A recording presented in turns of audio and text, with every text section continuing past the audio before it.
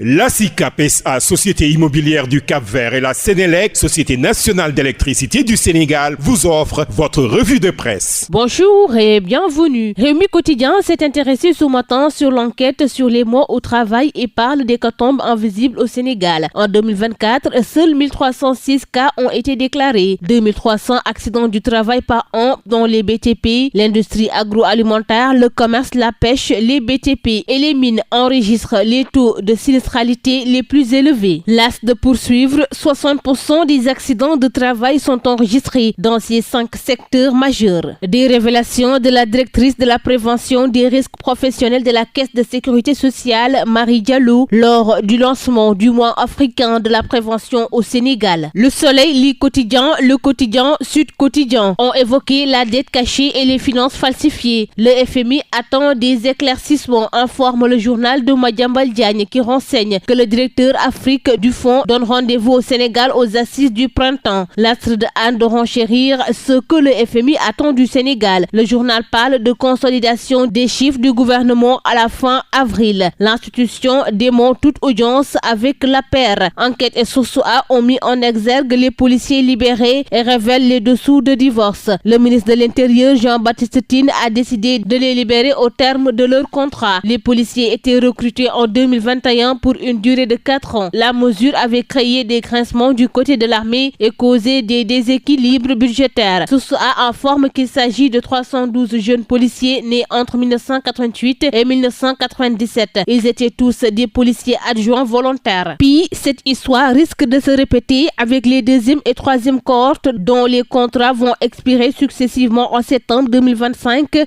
en mars 2026. L'un des policiers volontaires viré de dire « Je ne me serais pas engagé dans cette aventure si j'étais au courant de l'existence d'un quelconque contrat à durée déterminée. Nous avons été exploités puis jetés comme des malpropres et c'est déplorable. Ils nous ont empêchés de faire des concours pour nous libérer aujourd'hui. Maintenant, nous devons tout reprendre à zéro. » Après 12 ans à la tête du Sénégal, Macky Sall intègre le conseil de la fondation Mo Ibrahim, informe l'AS. Cette fondation ignore la clameur du rapport de la Cour des comptes, rapporte Point Actu. Le même journal revient sur un live TikTok et titre Ndeye Khady Ndiaye, suite et pas fin. Selon la patronne de Sweet Beauty, ni Ousmane Sonko, ni Diomaye Faye, ni leurs épouses ne m'ont jamais remercié. Le chantage de Ndeye Khady Ndiaye, selon Critique qui s'interroge, où va la République? Pendant ce temps, René Capain-Bassène décide de mettre un terme à l'injustice qu'il dit subir depuis 8 ans, relate Vox Populi. Dans une lettre qu'il a écrite depuis la prison, il dit « Je vais mener mon combat intime, mon ultime combat contre l'injustice et cette justice à 2 vitesses dont je suis victime. Je vais entamer une diète noire illimitée. C'est l'unique moyen de lutter. » Des homosexuels européens dragués, invités au Sénégal puis séquestrés par un autre homosexuel et s'est présumé coupable. Terne Madré et son gang, un titre qui occupe la une de Libération. Dans les colonnes du journal, l'on nous apprend que venu de Belgique pour vivre au Sénégal, un amour sincère avec l'homosexuel Ibrahima Ndiaye, dit Madré, âgé de 26 ans, après des échanges sur un site et un séjour romantique, a sali à son arrivée. Alain Jean-Jacques Mardy, âgé de 68 ans, conduit dans un appartement à Ngor puis séquestré. Une rançon de 7000 € réclamée à son frère basé en Belgique. Le journal informe que les mises en cause ont été arrêtées par les gendarmes après un signalement, alors que 5000 € avaient déjà été envoyés à Madré et compagnie pour la libération de l'otage. Des ressortissants européens victimes du même groupe ont payé des rançons réceptionnées par Ndiémé Sek, âgé de 40 ans, Fatoumata Bintou Keita, âgé de 35 ans et Abdoulaye Ba, 22 ans, qui assistaient Madré. Les victimes ont évité de porter plainte après leur libération. Son fantasme, c'était que je le gifle. Les incroyables révélations d'Alain Jean-Jacques Marie, lui-même déféré pour acte contre nature, visé pour le même délit après un rapport médical sans appel. Ibrahima Ndiaye est aussi poursuivi avec ses présumés complices pour association de malfaiteurs, séquestration, extorsion de fonds et complicité. C'est tout pour votre revue de la presse. À vos kiosques et très bonne lecture. La SICAP SA, Société immobilière du Cap-Vert, et la Sénélec, Société nationale d'électricité du Sénégal, vous ont offert votre revue de presse.